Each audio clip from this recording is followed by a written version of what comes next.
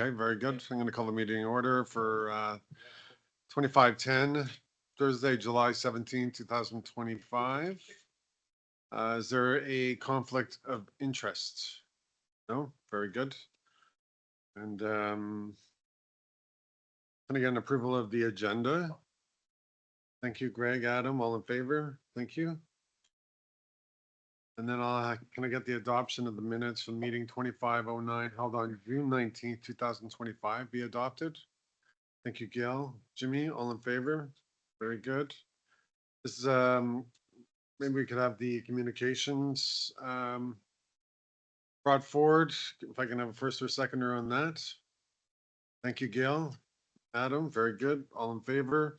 And is there any questions to those that have been brought forward from the following communications? So the Ontario Association of Police Service Boards, Canada Association of Police Governance, Association of Condominium Managers, Toronto and area Eastern Ontario chapters of the Canadian Condominium Institute, and the Canadian chapter of the Community Association Institute, Ontario Human Rights Commission, Office of the Information and Privacy Commissioner, and the Office of the Chief of Police to be received by the board. Okay, so was there any questions about any of those communications? Very good. Then there's no delegations. Then the information reports. I'm going to ask either the chief or the deputy chief if they wish to speak to any of the information reports below.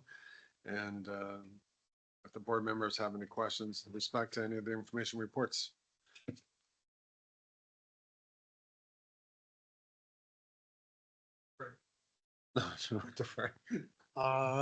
Perfect. And I know we have interviews with recruits and stuff, so a lot of the inspectors are upstairs, so that's why there's not as many people as usual. Okay, we've got a number of reports that we can go through here, and we can speak to briefly. I'll turn it over to the deputy here for the first few.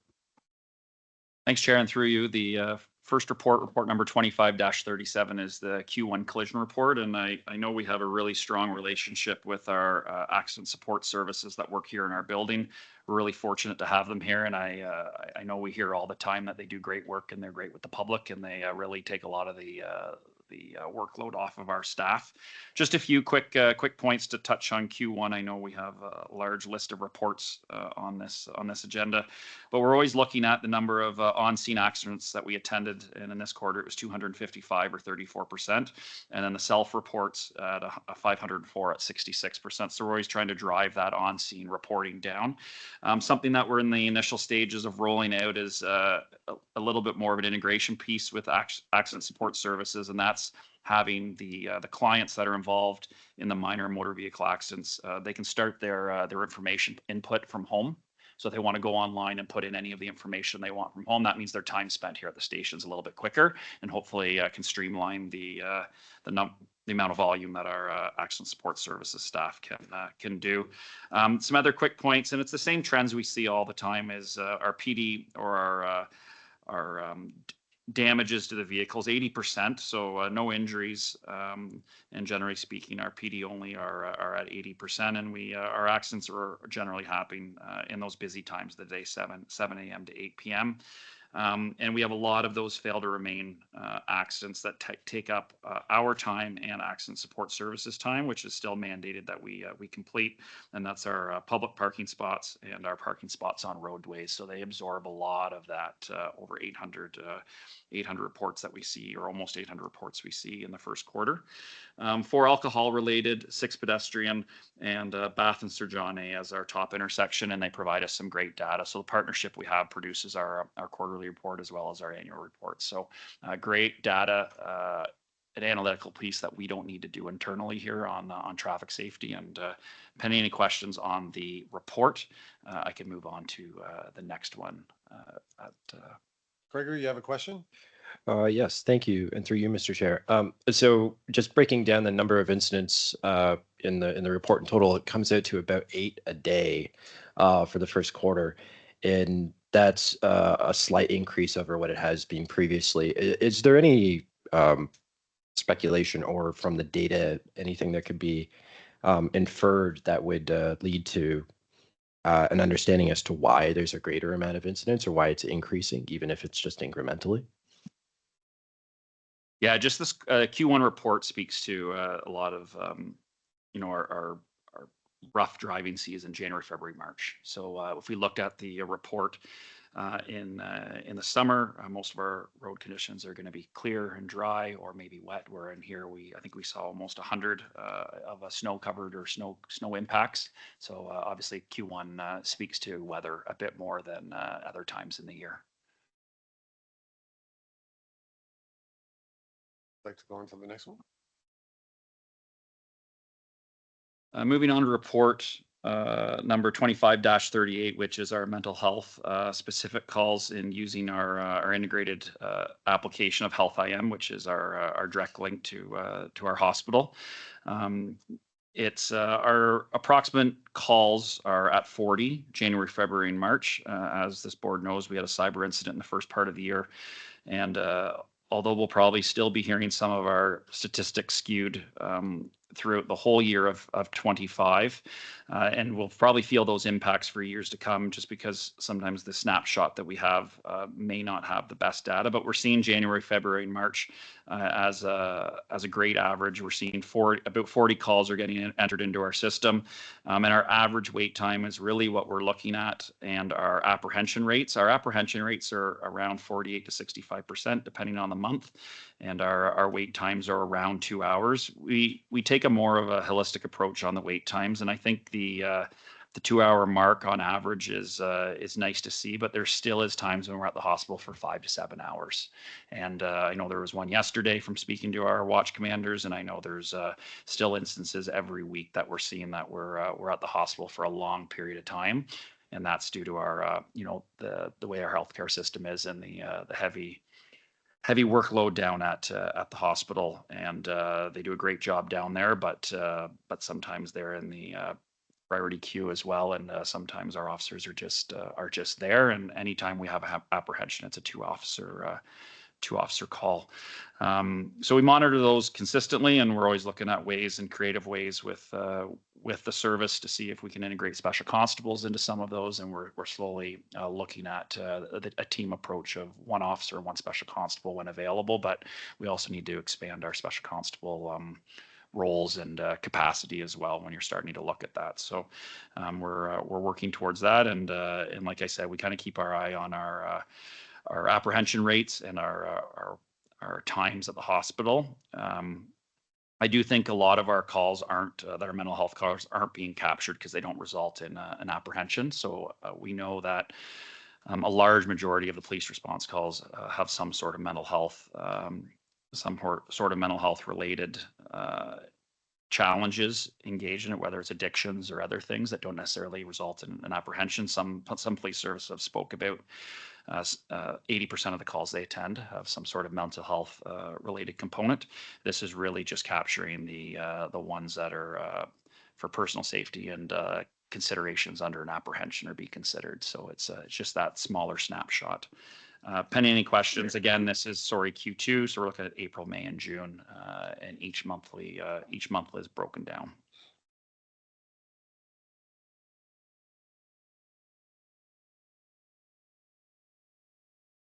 Go ahead. Thank you. Thank you, Mr. Chair. Deputy Chief, interesting information, and I appreciate that it's data on apprehensions. But I do feel that there's a larger piece there that would be informative for the board. And I'm just wondering, are there ways, or have there been discussions about ways to be able to get more information on mental health calls? For example, not necessarily leading to apprehension, but just trying to document the amount of time, the burden on the force, other sorts of interactions. Certainly from a city point of view, we certainly see this as a high point. There's obviously major impacts right now. And so we're trying to track and trying to make the best decisions we can. Obviously, the better data you have, the better decisions that you make. And so I'm just wondering, are there other ways or things that we could do to explore to just get a better snapshot of what's going on besides just apprehensions on mental health calls? Yeah, I think it's going to be difficult to get a full snapshot, because when we go to, be doing 100 and 150 calls a day, we might have 8 encampment calls, and there could be mental health tendencies on some of those and some of them not. What are we going to flag? So I think we need to look at a whole system on how we're going to collect those stats to really try to boil it down for the board. But I think it's fair to say, you know, if you have an impaired driver and maybe they have an alcohol addiction, does that classify as a mental health call? And I think by definition, I think we'd all agree, yeah, yes, if it does, but that doesn't get captured here. And then how do we capture that on the larger scale of police resources and you know, addictions and mental health, really, when we put those together? So um, uh, loud and clear, I think I hear what you're saying as far as, you know, trying to capture that. I know some police agencies have started looking at like a monthly call and then trying to have a set of eyes look at the calls and try to come up with a number. And I think everybody's landing around that 80%. You know, if we go to a domestic call and alcohol or drugs or mental health are involved, yes, it might be a intimate partner violence or domestic violence type call. But then again, you have mental health and addictions that are could be an underlying piece to that call as well. So it would be a challenge, I think, for us to pull great statistics, but I think we're confident to say that it is in that high percentage that a lot of our calls are mental health and addictions, or a flavor of mental health and addictions are at play at those calls we go to. So I think maybe what we'll do is we'll take the question you just posed back, and we'll take a good look at our senior management table to see if there's a way that maybe we can at least provide some data, or at least some idea on, you know, if we have this many calls in the month and how many of them relate or have a flavor of it to it above and beyond the more intimate type calls that this report shows. Maybe because the city's already working on it, if you can just be distinct in the data that you want, and then they can see if they can actually do it.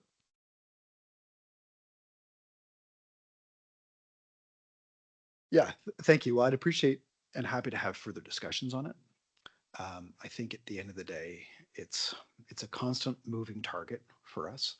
And so I think, you know, we're devoting a lot of resources on a bylaw front, moving into special constables as well. I think that anything that can inform us, not only in terms of numbers, but locations, are there areas where of concentration, are there patterns in the data that could inform strategies?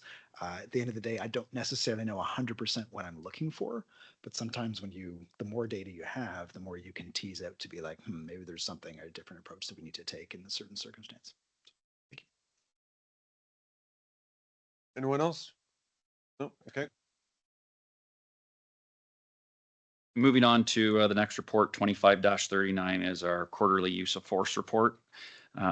It's a quick snapshot on the use of force reports that are submitted, and similar to the Police Services Act, the Community Safety and Policing Act speaks to the team reports as well. So when we see a team, the teams that are identified is our emergency response team that meets the requirements under the Act. And from this report, we've seen 13 instances and 12 team reports. So one individual report from an individual officer, and then the team members can also issue individual reports as well. So two individual reports from people on our emergency response team for our total of 13 instances involving use of force reports. Firearms pointed speaks specifically to our handguns. Firearms drawn speaks specifically to our handguns, and firearms pointed speaks to our longer guns, or our carbines that are mandated through the Community Safety Policing Act. And then we get into our CW, also known as our taser, and we have deployments and displayed. And one of our de-escalation pieces on CWs is to display the CW and gain compliance that way. Pending any questions from the board, I'll turn it back over to the chair for the chief to speak to other comments. Thank you. Gail, go ahead. Thank you, Deputy. Would it be possible going forward, when you have firearm drawn and firearm pointed, to actually have the distinction in the table, what they mean? Because when I look at this, it looks like the ones that were pointed weren't actually drawn. So if we could make that distinction of what you're talking about in the table, just for people who are accessing the information external to the service. Yep, that's no problem. We can even provide some definitions under the CSPA too. I think that would probably provide a little clarity as well. Great, I appreciate it. Thank you.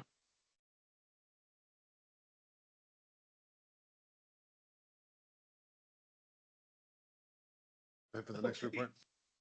Thanks. Sorry about that. Our next report, collection of identifying information in certain circumstances, as we're obligated under OREG 400-23 of the Community Safety and Policing Act.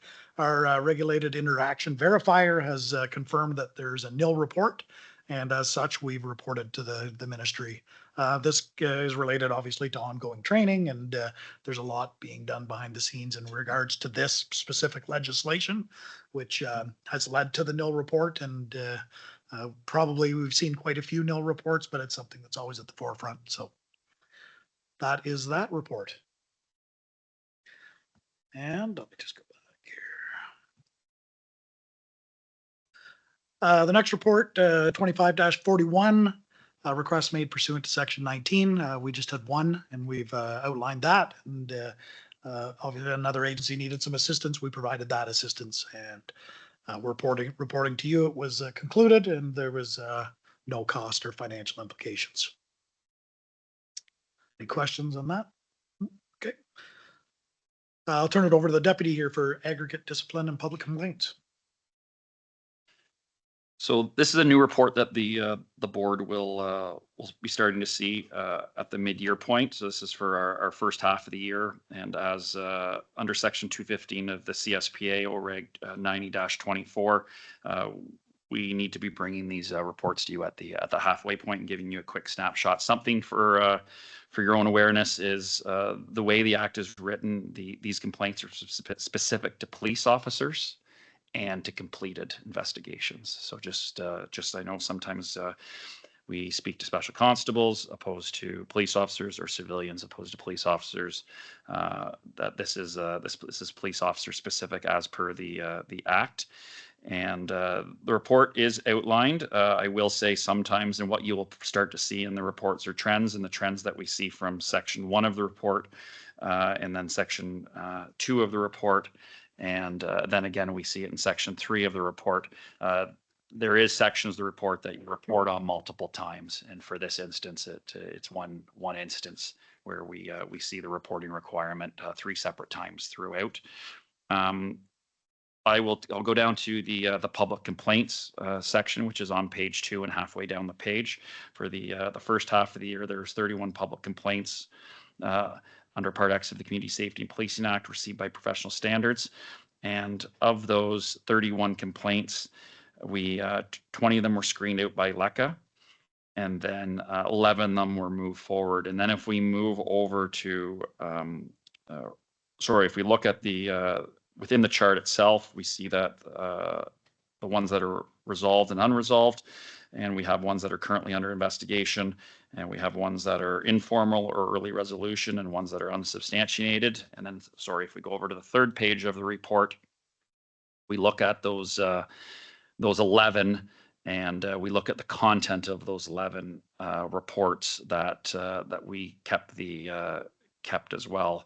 And we look at what they've broken them down to: neglect of duty, unnecessary or exercise of authority or use of force, and interactions with the public. People that were around for the Police Services Act, or the old Police Services Act, you probably heard the words discreditable conduct quite often. And that top line, interactions with the public, is in simplicity form, is the old discreditable conduct section that we used to see. And the way the wording is now is conduct that undermines the public trust. So that's kind of just a bit of a change. I know we're living in this PSA and CSPA transition. Something that's important to know is our professional standards division, as well as myself, we still look at the 20 screened out reports to see if there's anything that needs to be addressed in there as well. Often with LECA screening them out, the answer is no, but sometimes there is things that we can still look at as a great training piece to learn from, and move through our training department for block training, or the next year's in-house training that we're offering, or even a reminder sent out by the divisional inspector. The last section on the report under number 4 is the local responses. So now under section 197 of the CSPA, if we become aware of a complaint, we need to initiate that complaint And that's if the professional standards division becomes aware of a complaint. It might not even be one that somebody has filed formally yet. And that local response for that complaint needs to be submitted to LECA for them to be aware of. Most of the time when professional standards receives or hears about a complaint or more of an inquiry, LECA has already received it and it's been processed through their normal channels, but it's more of a checks and balances to make sure that nothing's getting dropped. So we did have 5 local responses in our professional standards unit that were more specific, and they were forwarded on to LECA to make sure that those connections were made.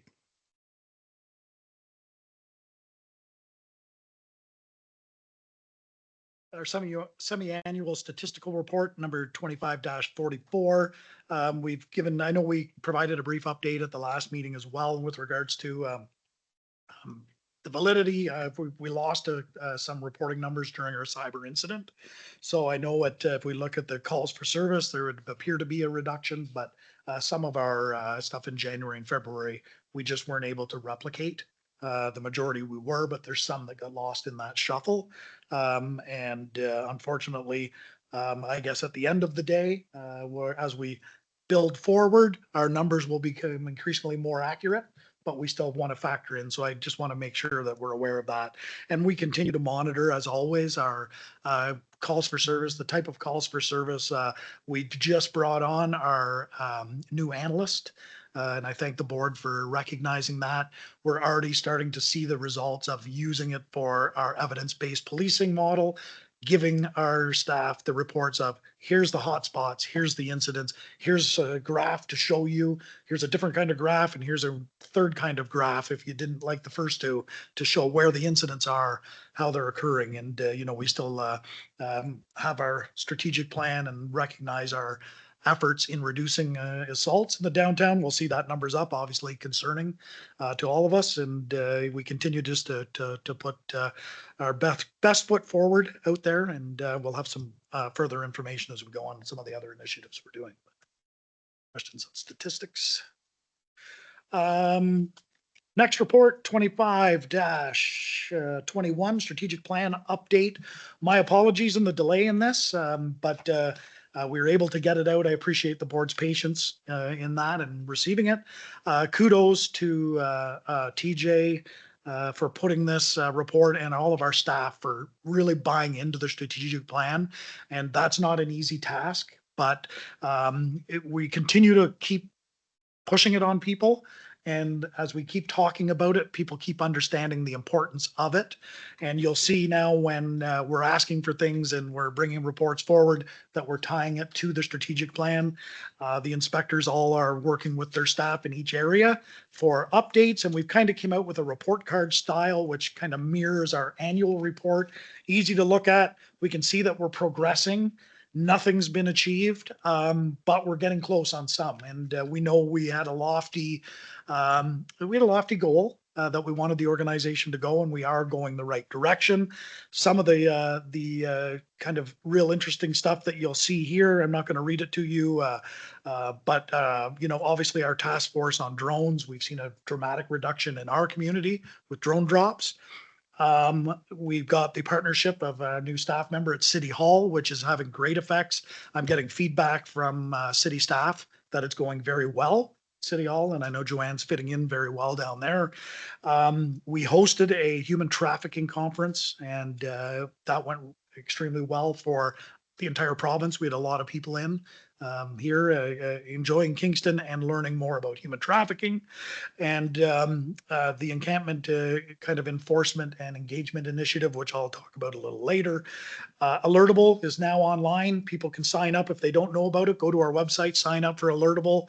It'll tell you right now that there's going to be a thunderstorm watch. So we're getting weather, we're getting news, we're getting traffic related stuff.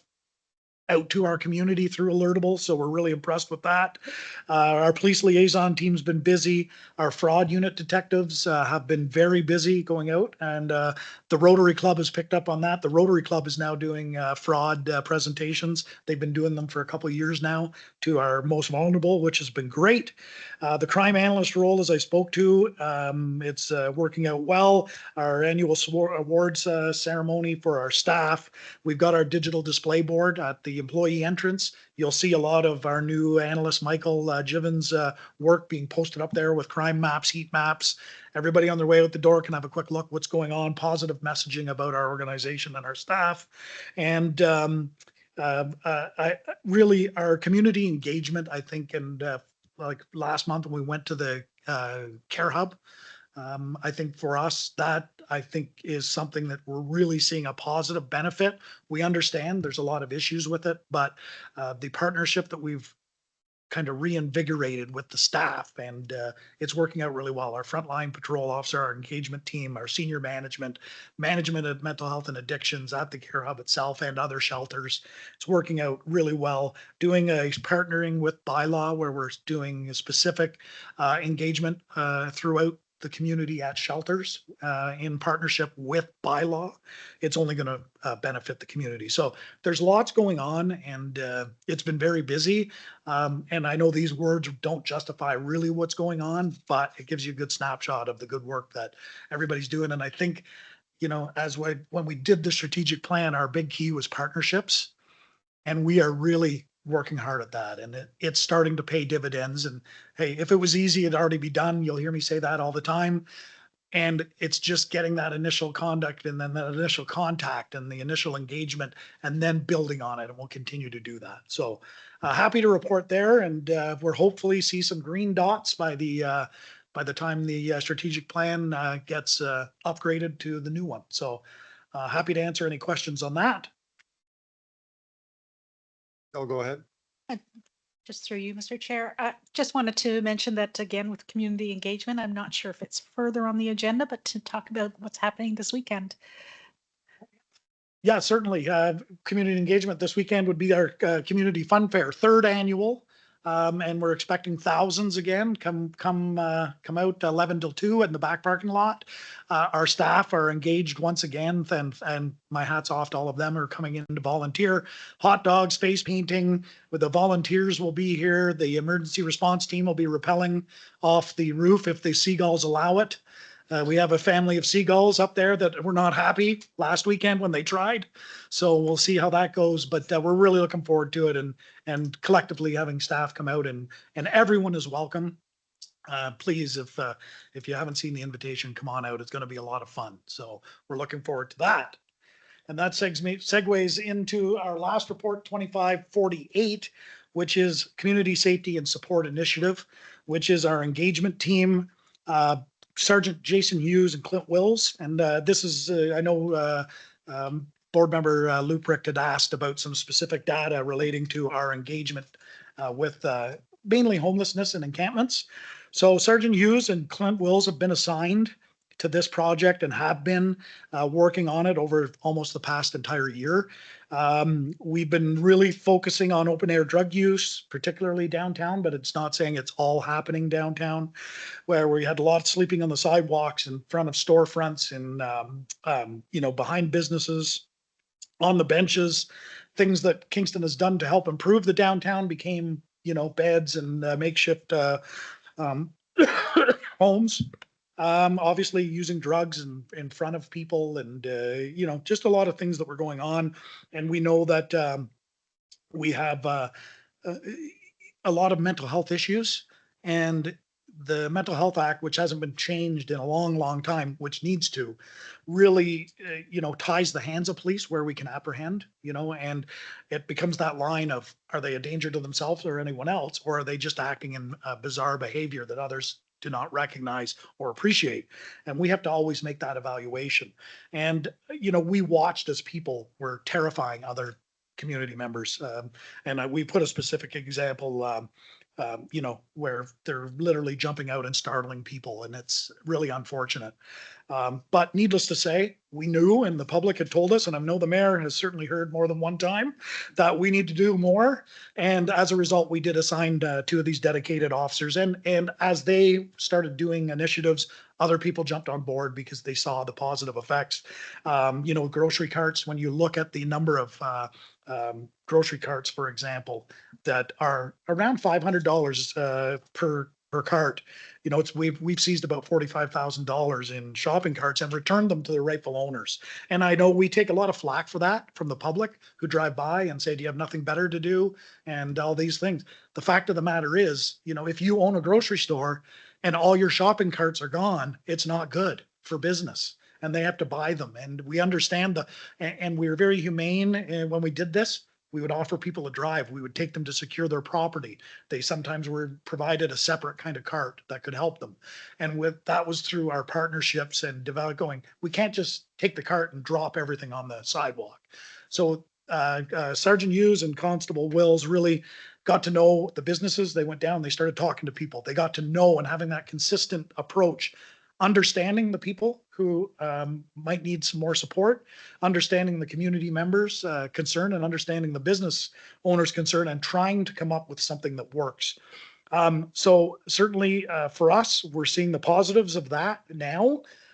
It's by no means mission accomplished. There's no mic drop. This will go on for infinity until provincial and federal governments understand that the mental health crisis that's going on will not be solved by the police. We can't arrest people and lock them up forever. It just does not happen. And I know people ask us to do that, but we can't. So there needs to be a concerted approach. We're starting to see that with our partnership with Bylaw, with our partnership with mental health and addictions, places like the Care Hub, where we can go, hey, we might be able to divert someone from the ER to the Care Hub, because the Care Hub can help them. And those of you who got to meet Justine understood their passion for this. And they're like, if you have someone, bring them to us. Maybe we can help. So working on that, we continue to share our services with Bylaw and housing services, community shelters, the Care Hub, and really taking that proactive approach, trying to address the issues before they become big issues. But we'll never get it perfect, but we're getting there. And like I said, as we started doing it, we've responded since August 24th up until June 10th, 131 calls for service just related to encampments. 28 bylaw tickets were issued just by us, and we know many more were issued from bylaw department. We issued 11 liquor license controlled tickets, 36 criminal code charges. There were 10 arrests on outstanding warrants. And just recently we had an issue the other day, and we attended, and the individuals wanted on a warrant. And, so we're addressing those issues as well. 90 grocery carts were seized and returned. And, once again, we know those numbers are a little on the low side. January, February kind of took a few of them from us. And when we look at the costs, it's about 337,000 we've spent just in the two officers. Now, fortunately, we've been able to try and do this during their work hours and by adjusting their hours. So there's not a lot of overtime incurred, and there's been really no court time incurred as of yet. We'll see where some of those criminal charges end up. But it's just something that we see, and now we've got Joanne at City Hall. We have Braden downtown on the beat. We have Sergeant Hughes and Constable Wills, who are running certainly this engagement side. I know we've just had to temporarily, we're moving Sergeant Hughes.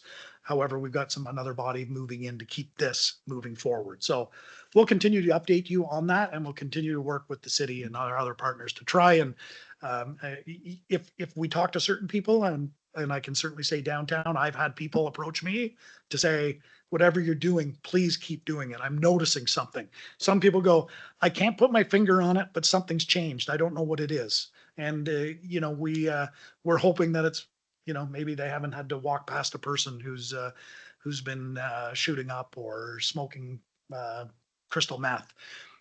And I guess we could also say too, we've increased our kind of open air drug use enforcement. There'll be more coming out on that in a media release, but we're seeing some positive effects on that. And certainly that's addressed in our report here, a little teaser that there'll be more information coming on that. And we're seeing other communities have started doing things, and we'll be happy to report we've been doing it for quite a while. And we're going to, we'll have more to follow on that for the board. Any questions from the board? Jimmy, go ahead. Thank you, Mr. Chair, and through you.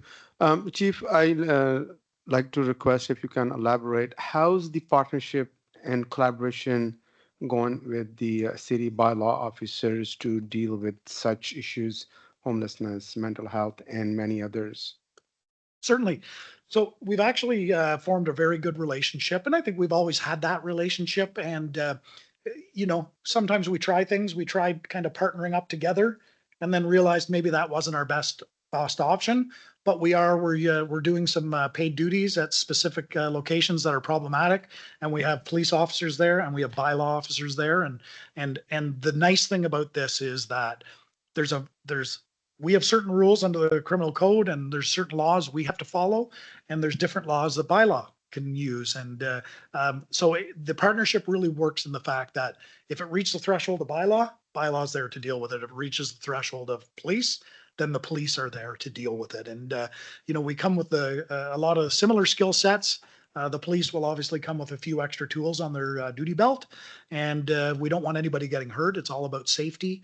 And I think it's just that continued communication. And I know that the deputy and 2 inspectors were on a call yesterday with bylaw working out things, and our inspectors were out yesterday. They attended to every single encampment in the community to ensure that, okay, hey, what are we missing? As everything we're trying to do here, of course, because our partnership also relies on what services are available for these people. If we talk specifically about mental health, or we talk about encampments, and if we have 60 people at an encampment and we have 1 bed available, the police are not, we can't, where do we take the 59? And all we have the authority to do if they're trespassing is take them to the sidewalk. And if they stay on the sidewalk, the offense of trespassing no longer continues. So the choice then becomes, do we assign 2 people to stand there to make sure they don't go back in, or we leave and an hour later they all walk back in? And we call that the cat and mouse effect, where we're chasing our tail constantly. Unfortunately, it is just what the law is. And so I think it's that continued, consistent effort is what it's going to take. There's no way that we're not going to arrest our way out of this. The city, there's no switch they can go, boom, problem solved. And you're going to see different provinces where we're going in back to systems that we used 30 years ago, 35 years ago, that they said didn't work. They're realizing that possibly, hey, maybe it's not the best answer, but it's something where people at least have a spot to stay. They have 3 meals a day. If they need healthcare, they have healthcare. And what that looks like in the future in Ontario, we'll wait and see. But I think ensuring that bylaw, that the police, that our mental health partners, we're all on the same page. And I think that's what the end result is. We want to get the people who need help. We've got to get them help. Jail doesn't help. Our system is founded on deterrence, and our system is founded on rehabilitation, and the justice system has neither deterrence nor rehabilitation. So we aren't the answer, but we have to be available to certainly try and be an intermediary, intervene, stop what's happening, and then go, okay, what's our best result? See, yesterday we spent 6 hours at the emergency room on a mental health apprehension. More than likely, that person is with our MCERT worker and an officer right now being dealt with again today, because I can guarantee you there was nothing come of that yesterday. So we'll just keep doing it. And what we're trying to do is keep everyone safe. And I think that's the end result. So partnership wise, I think it's going very well. Can it be improved?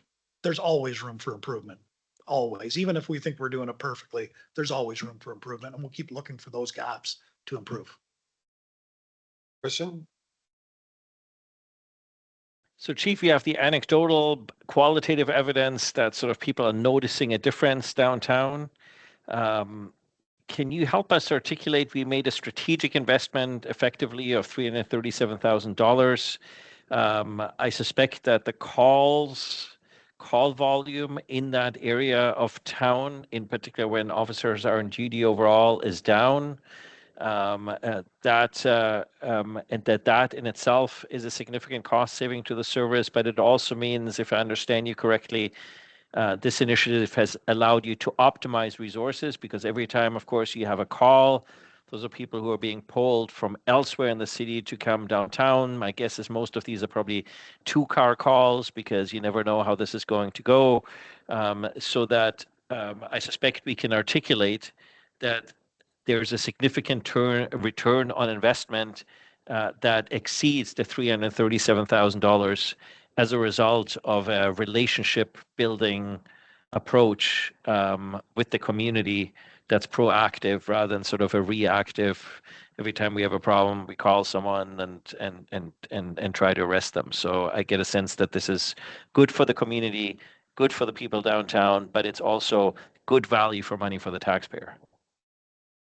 Yep, well said. Thank you so much for bringing that up because that's exactly what the whole intention is. And so when we have our downtown beat officer, we have our city hall staff member down there, that pulls those calls away from patrol. Same as with our core team and our encampment engagement team. Those calls for service that a patrol car would be going to now gets directly dispatched to, and sometimes it's even bylaw who gets directly dispatched first. So that is exactly it. It is pulling those calls from service away from our frontline patrol and allowing them to go to the calls they need to be on. So yeah, it's exactly that. And as we continue to build it, we'll continue to see the benefits. And like I say, it's you can go in a community and have 30 unhoused people on week 1 and have 75 on week 2 and have 300 on week 3. And we all know there's other agencies that drive them to Kingston and drop them off. We've caught them doing it. And, their argument is that we don't have any resources in our communities. And it's like, well, at midnight at the Royal Bank vestibule, there's no services there right now either. So please don't drop people off at the Royal Bank vestibule at midnight. Why don't you reach out to an organization during the day? And, that's what's happening in Kingston. And that's why we see the numbers. And then some people will leave, some people will come in, and it's just up and down. And, certainly it will be, as you say, it's for us to continue those partnerships because we can't do it alone. So that's the whole process. And can you articulate for us the benefit of, my guess is also that this lowers the tension when there is enforcement, because my guess is that the community downtown, the clients downtown that the officers interact with have now gotten to know the officers. And so that makes for a much more constructive engagement that is good both for the clients that have to engage with the officers, and it's good for the community because it requires a lower level of enforcement, lower level of coercion, and makes our service in the eyes of the public as a constructive engagement with the individuals rather than people always seeing heavy-handed enforcement. Yes, and that's exactly it. And it actually gets to the point of some people know, like for our downtown beat officer, they understand his schedule. So we often have to juggle his schedule because unwanted behaviors occur when that individual may be on a day off or they know the individual starts at this hour. So let's say it's a specific location where we see a lot of loitering. They know when this officer's on, they can't loiter there. So for that whole block, they're never there. And then he goes on a day off and boom, the issue starts again. So having that engagement piece with our engagement team, they're all very cognizant of where the hot spots are, for lack of a better term, and they understand who the people are. And they can actually, once you get to know a lot of people, you can see what level they're at. And oftentimes they will start with certain behaviors that we know will lead to a crisis. And then, that engagement team will then take the opportunity to get our MCerts involved earlier on. So you can hopefully prevent that crisis at the end. So anytime you can do that and have that a consistent approach, it would be ideal if we could cover 24 hours a day with the same officers. We just know that we'd have to certainly up our staffing, but that always helps when you know the community, you know the people, and they know who you are. once you've built that and, you know, we continue to work with our frontline patrol to be in specific areas where you get to know the community. And when you get to know the community, they will talk to you, they will tell you things. And sometimes it's for the betterment of the community. And sometimes they're like, hey, we need help and here's where we need it. So that's exactly it. And that's the benefit that we're seeing now in the short pilot we did with the Downtown Beat. The Downtown Business Improvement Association released their results of, you know, and we didn't pay her to say anything great about us. But you saw it at council. We saw it. It's just the numbers speak for themselves. And we're always going to have people who, even if, you know, like I say, if I gave them a gold bar, they would tell me it's the wrong shape. We're always going to have that. But at the end of the day, I think when the majority of people are noticeably noticing it, I know I've spent a lot of time in the last week downtown in the evening, just walking with my wife and going, it's noticeable to me that there's certain things that I used to see that aren't there right now. And once again, one day can turn it all around, but our consistent approach, we just continue trying to do that. Thank you. Lori, did we have a motion to bring those reports forward? Then can I get a first or seconder? Gail, Adam, all in favor? Thank you. And then, so we're going to move on. Thank you, Chief, Deputy Chief. We'll move on to the recommendation reports. Report number 2545, Special Constable Appointments Renewals, John Paul Victor Gagnon and Julie Tolles.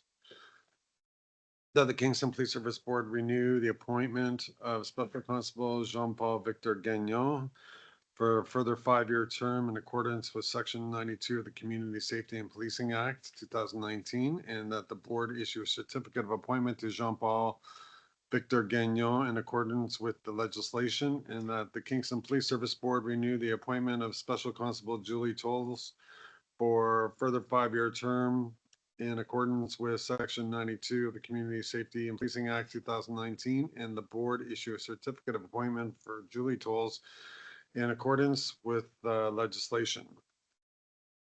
First or seconder, thank you, Gail. Jimmy, all in favor? Very good. Thank you. And then reported number 2545, appointments of Kingston police officers Hannah Curry and Robert Murray. That the Kingston Police Service Board appoint on the date of swearing in Hannah Curry as the police officer of the Kingston Police in accordance with Section 37(1)(c) of the Community Safety and Policing Act 2019, and that the board issue a certificate of appointment to Hannah Curry in accordance with the legislation, and that the Kingston Police Service Board appoint the date of swearing in Robert Murray as police officer of the Kingston Police in accordance with Section 37(1)(c) of the Community Safety and Policing Act 2019, and the board issue a certificate of appointment to Robert Murray in accordance with the legislation. Can I get a first or seconder? Thank you, Greg. Jimmy, all in favor? Thank you. And then we're going to have a ratification of motion on the 2024 annual report that the Kingston Police Service Board ratify a motion passed by a poll of quorum on board members June 23rd, 2025, pending the next scheduled public board meeting, that the Kingston Police Service Board receive the 2024 annual report and cause same to be filed with the City of Kingston and published on the board's web pages. Annual report will be distributed to all board members. Okay. So first or seconder, thank you, Gail and Greg, all in favor, thank you. Next will be board representatives for the CAPG AGM. Whereas the board approved the board members Gail McAllister and Christian Luprecht to attend the Canadian Association of Police Governance and annual general meeting being held August 14th to August 16th, 2025, and whereas the annual general meeting is being held on August 14th, 2025, and the CAPG is seeking the name and email of the voting member representing the board in advance of the AGM. Therefore, it is resolved that the board appoint somebody as the board's voting member for the CAPG's annual general meeting, and further that the board administrator will share the information with the CAPG. So the persons going are going to be, are you going to be there for the whole time in order to make those votes, educated decisions. And between the two of you, who is comfortable in doing that? Christian, you want to, or Gail? I'm absolutely fine, but I know, Christian, if you would like to attend those meetings and make that happen, I'm also fine with that. To the contrary, Gail, if you would like to represent the board, I think that would be terrific. Okay, Gail, heads or tails? I'm happy to do so, sir. Okay, very good. Gail, can I get a first or seconder? Your worship, Adam, all in favor? Thank you. Gail, you will be the representative with the vote from our board. Very good. Okay. Next, retired canine transfer agreement that the Kingston Police Service Board enter into an agreement with Paul Doak, handler of Police Service Dog Canine Basque, to transfer ownership and custody of the canine to the handler under the terms set out in the retired police canine transfer agreement. And the board authorized the chair to execute the agreement on behalf of the board. First or seconder? Good. Gail, Greg, and all in favor. Thank you very much. Next will be the Ontario Transfer Payment Agreement, Mobile Crisis Response Team, MCRT, Enhancement Grant, that the Kingston Police Service Board enter into an Ontario Transfer Payment Agreement with His Majesty the King in right of Ontario as representing by the Solicitor General for one-time funding of $239,045 over 2 fiscal years, 2025, 26, 27, with the respect of the Mobile Crisis Response Team NCRT Enhanced Grant, and that the board authorized the chair to execute the agreement on behalf of the board. The transfer payment agreement was distributed to the board members on July 7th, 2025. First or seconder? Thank you. Brian, Jimmy, all in favor? Thank you. And then we have a deferred motion. Following motion was deferred during the meeting of June 19th, 2025. It was moved by Gil McAllister, seconded by Gregory Ridge.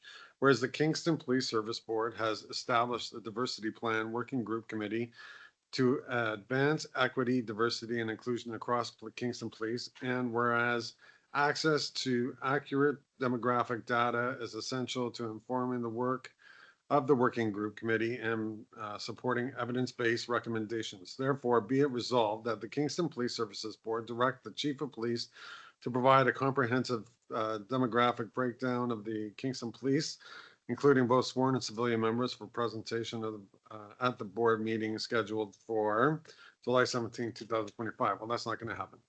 The demographic breakdown include where available information on gender identity, race, ethnicity, age, years of service, and other relevant diversity related categories, while ensuring confidentiality and compliance with applicable privacy legislation, and that the chief include the appropriate recommendations specific to sworn and civilian members that would support equity, diversity, and inclusion within each component of the service.